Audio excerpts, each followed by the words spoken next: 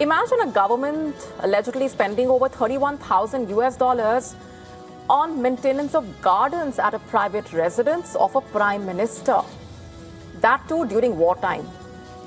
This very scenario seems to have unfolded in Israel, with fresh data also telling us about the extent of government expenditure allegedly on Prime Minister Netanyahu's residences.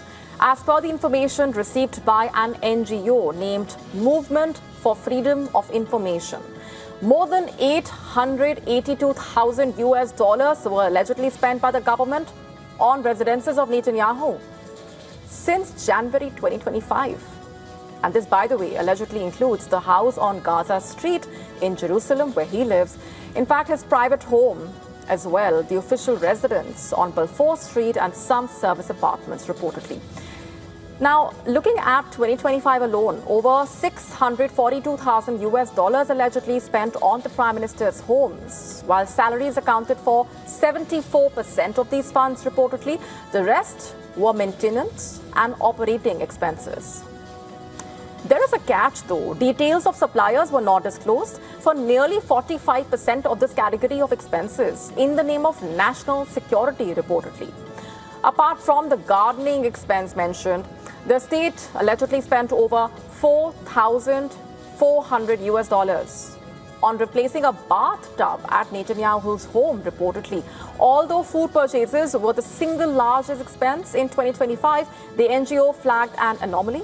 76 food orders were allegedly received on the 16th of June last year, even though no official event was reportedly held that day.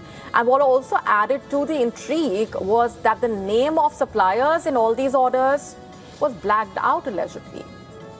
That's not all. In the first 6 months of 2026, funds worth over $238,000 were allegedly spent on Netanyahu's homes.